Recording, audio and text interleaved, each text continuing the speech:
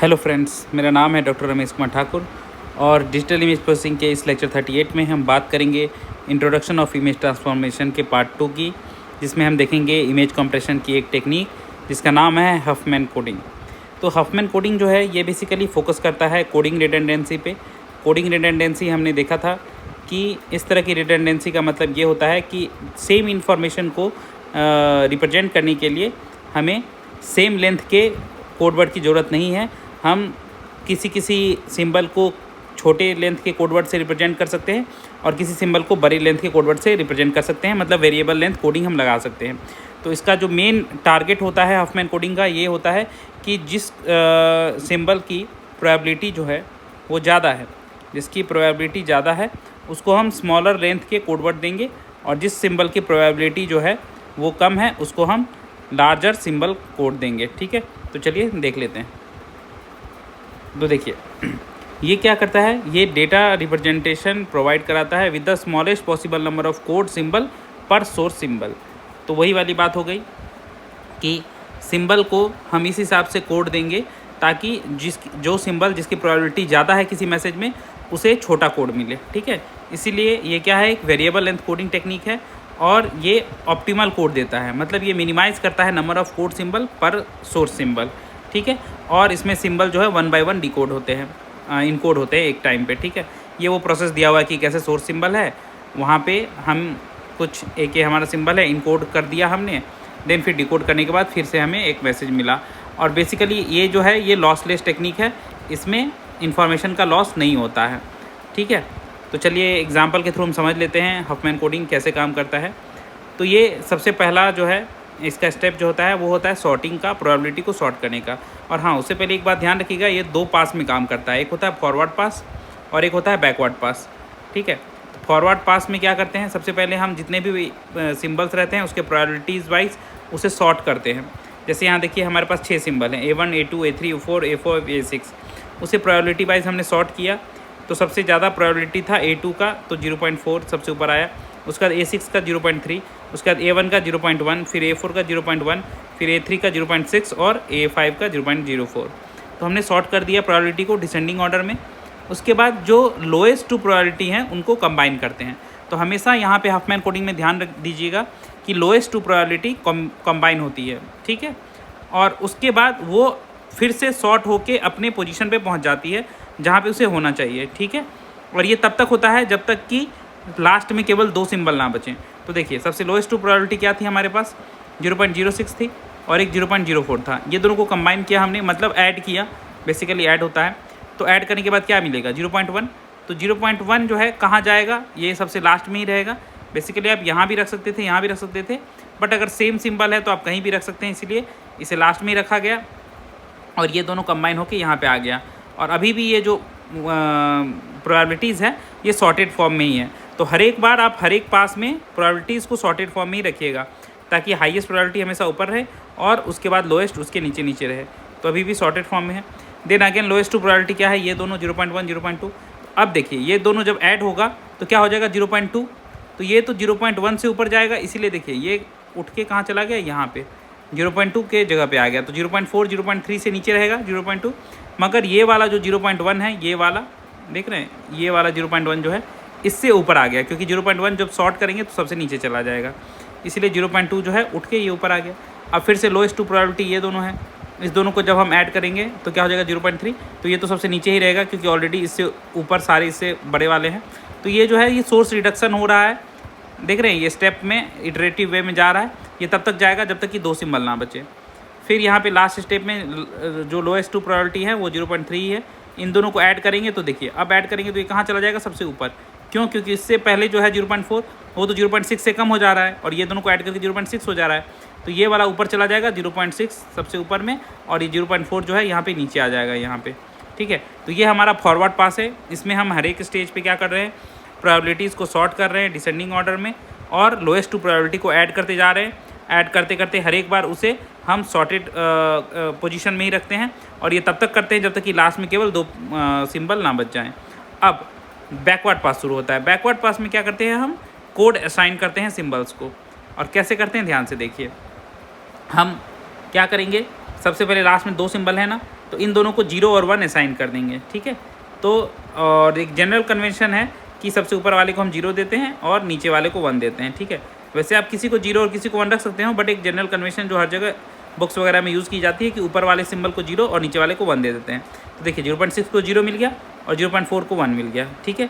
और यही चीज़ अब स्टेप बाय स्टेप बैकवर्ड पास में पीछे पीछे पीछे आती चली जाएगी और इससे हमें लास्ट हम सिंबल तक पहुंच जाएंगे ताकि उसका कोड हम दे सकें। तो देखिए 0.6 का तो 0 हो गया और 0.4 का 1 हो गया। अब जब हम पीछे आएंगे तो एक चीज़ नोटिस करिए, ये ये जो कोड है ये ब्रेक वहीं पे होगा जो 2 सिंबल से मिलके बना है। जो 2 सिंबल से मिलके नहीं बना है वो सीधे कॉपी हो जाएगा बैकवर्ड पास में।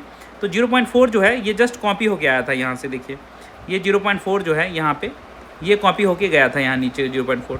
तो इसका जो कोड है ये भी कॉपी हो जाएगा, ये 0.4 यहाँ पे 1 आ जाएगा। यहाँ पे कोड ब्रेक कहाँ होगा, वो वाले सिंबल जो मिल के बने थे। तो देखिए ये जो 0.6 है ये मिल के बना था किससे, 0.3 और 0.3 से। तो इन दोनों 0.3 का कोड जो है ये 0.6 के हिसाब से आएगा।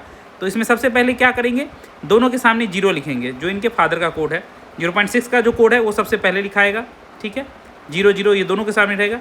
अब ये दोनों आपस में अलग है तो इनको डिस्टिंग्विश करने के लिए एक के सामने ऊपर वाले के सामने 0 और नीचे वाले के सामने 1 लिख देंगे, ठीक है, क्योंकि यही कन्वेंशन है कि ऊपर वाले को 0 दिया जाता है, नीचे वाले को 1 दिया जाता है। तो ये 0 1 देने से पहले दोनों ने अपने अपने क्या किया, पापा का कोड लिख लिया 0 0। उसके बाद ये अपना अपना डिस्टिंग्विश करने के लिए एक का 0 ऊपर वाले का और नीचे वाले का 1 हो गया। तो इससे जो टोटल कोड हुआ ये ऊपर वाले का 0 0 बन गया, नीचे वाले का 0 1 बन गया, ठीक है। तो वहाँ जो कोड मिल के बने हैं केवल वही ब्रेक डाउन होंगे, बाकी जो कोड मिल के नहीं बने हैं वो डायरेक्ट कॉपी हो जाएंगे। जैसे अब यहाँ से फिर पीछे आते हैं, फिर पीछे आएंगे तो देखेंगे, देखिए ये वाला 0.3 जो था ये ब्रेक डाउन होके बना था, मतलब ऐड होके बना था। बाकी ये दोनों जो है ये तो सीधे कॉपी हुआ था, तो इनका कोड जो है हम कॉपी कर देंगे। तो ये 0.3 का कोड यहाँ पे 0 0 जो है कॉपी हो गया, देखिए। और ये 0.4 का जो कोड है 1 ये भी कॉपी हो गया यहाँ पे, क्योंकि ये लोग तो ब्रेक डाउन होके नहीं बने थे, डायरेक्ट बने थे। अब ब्रेक डाउन होके कौन सा बना था, ये 0.3। तो 0.3 जो है ये किससे बना था, 0.2 और 0.1 से। तो 0.2 एंड 0.1 में पहले 0.3 का जो ये कोड है ये आएगा 0 1। तो दोनों के सामने हम 0 1 लिख देंगे, इसके सामने भी 0 1, इसके सामने 0 1, दोनों अपने अपने पापा का कोड लेगा। अब ये दोनों आपस में डिस्टिंग्विश करने के लिए ऊपर वाले के सामने 0 और नीचे वाले के सामने 1। तो टोटल जो कोड होगा ये 0.2 का वो हो जाएगा 0 1 0 और नीचे वाले का कोड हो जाएगा 0 1 1, ठीक है। तो हमेशा जो 2 कोड मिल के बने हैं वहीं पे ब्रेकडाउन होगा कोड्स का, और सबसे पहले जो लेटर है वो होंगे उसके जो फादर का जो उसके पेरेंट का कोड है वो होगा सबसे आगे में। उसके बाद फिर सबसे लास्ट सिंबल जो है वो 0 and 1 होगा, ऊपर वाले का 0 और नीचे वाले का 1, और इस तरह से सारा कोडिंग असाइन होगा, ठीक है। तो ऊपर वाले का 0 1 0 और नीचे वाले का 0 1 1, इस तरह से हो गया। अब फिर से जो चीज़ें कॉपी होके आई हैं उसे तो हम सीधे कोड लिख देंगे। जैसे ये 0.4 कॉपी होके यहाँ आई हैं तो इसका कोड तो सीधे 1 ही रहेगा। ये 0.3 जो है ये कॉपी होके आया है तो इसका 0 0 रहेगा ही, यहाँ से कॉपी हो जाएगा। देन अगेन ये 0.2 मिल के बना है तो इन दोनों का कोड टूटेगा, बट ये 0.1 जो है ये डायरेक्ट यहाँ पे कॉपी हो गया है तो इसका 0 1 1 जो है कोड कॉपी हो जाएगा। मेन टूटा कौन है, ये 0.2 किस किस से बना है, 0.1 और 0.1 से बना है। तो 0.1 एंड 0.1 से बना है ना, तो पहले ये दोनों अपने कोड के लिए अपने पापा का कोड ले लेगा, दैट इज़ 0 1 0। ये 0 1 0 क्या है, 0.2 का कोड है, तो ये 0 1 0 जो है दोनों ले लेगा अपने आगे आगे। अब ये अपने आप को डिस्टिंग्विश करने के लिए ऊपर वाला 0 लेगा, नीचे वाला 1 लेगा, तो टोटल जो कोड बनेगा ऊपर वाले का 0 1 0 0 और नीचे वाले का 0 1 0 1, इस तरह से बनता है, ठीक है। तो जब भी जहाँ पे कोड ब्रेक होता है वहाँ पे पहले वो अपना पेरेंट का कोड लेता है दोनों, ठीक है, और फिर लास्ट सिंबल जो है वो 0 and 1, ऊपर वाला 0 ले लेता है, नीचे वाला 1 ले लेता है, उसके आगे अपेंड कर लेता है, तो दोनों का एक सेपरेट कोड बन जाता है। तो इस तरह से यहाँ पे कोडिंग आ गई।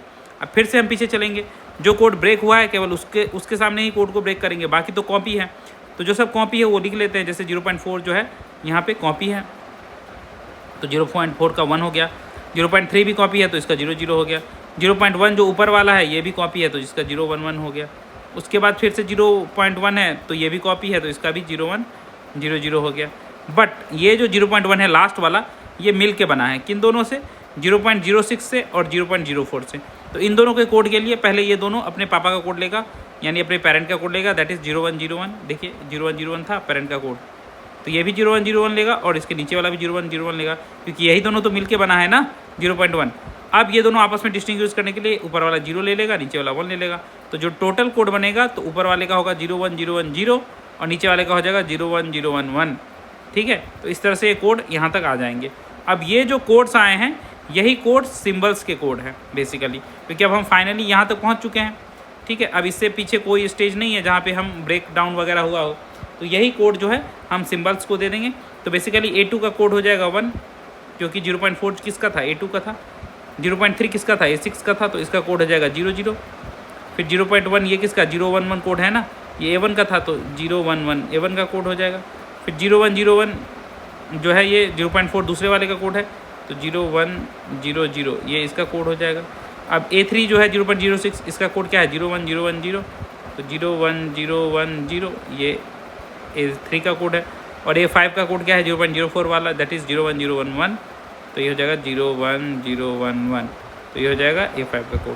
तो इस तरह से सारे सिम्बल्स के कोड असाइन हो जाते हैं हफमैन कोडिंग में, और हम किसी भी सिंबल को, किसी भी मैसेज को कोडेड फॉर्म में भेज सकते हैं। ठीक है, अब इसका थोड़ा सा देख लेते हैं कि ये कैसे कंप्रेशन अचीव करता है और कितना कंप्रेशन अचीव करता है। देखिए, इस अगर एग्जाम्पल के लिए देखा जाए तो हम पहले एक चीज़ निकालेंगे कि बिट्स पर सिंबल या एवरेज बिट्स पर सिंबल कितना यूज़ कर रहा है हफमैन कोडिंग।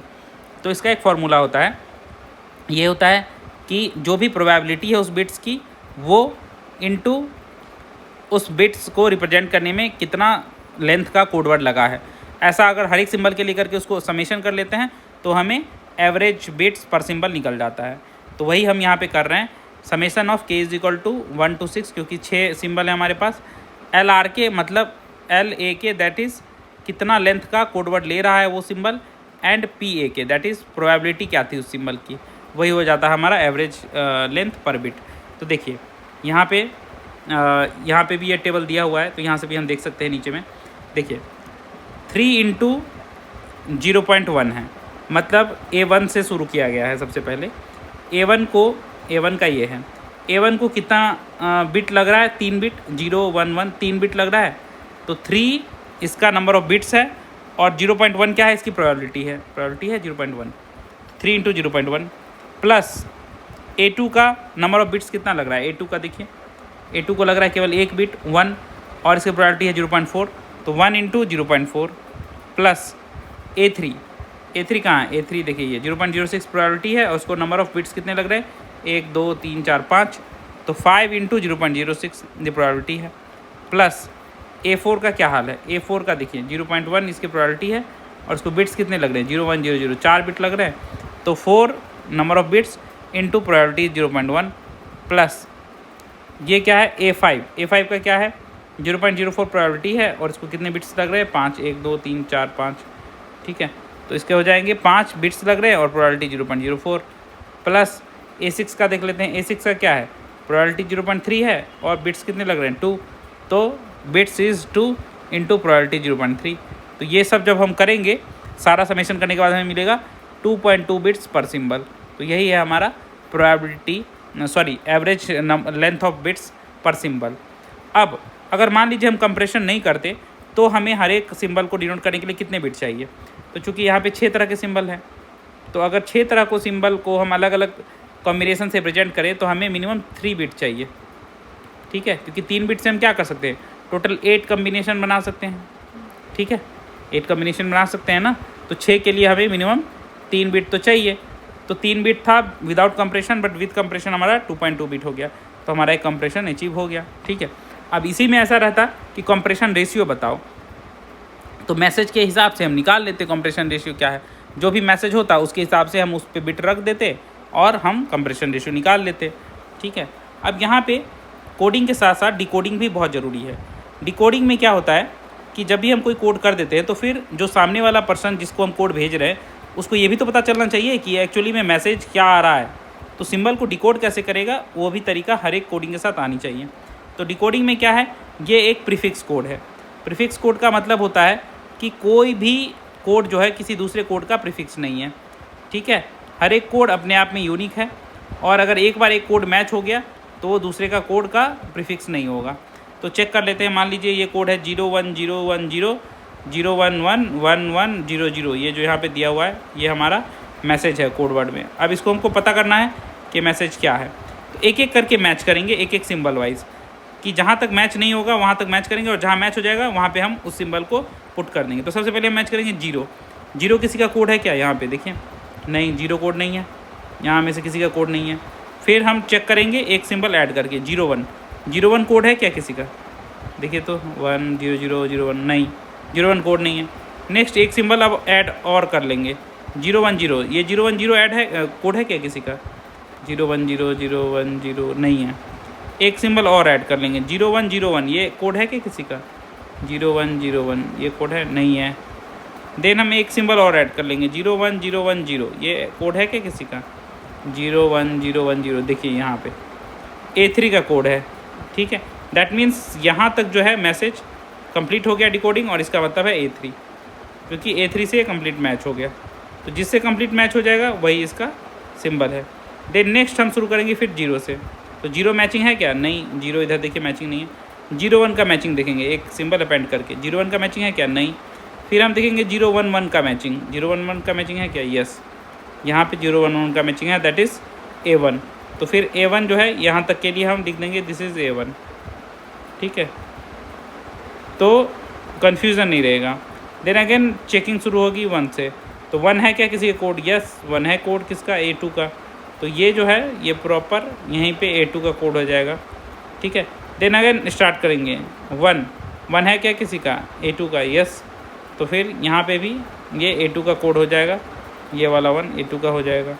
देन अगेन 0, तो 0 है क्या किसी का, नहीं 0 नहीं है। फिर ये दोनों 0 लेके साथ में चेक करेंगे।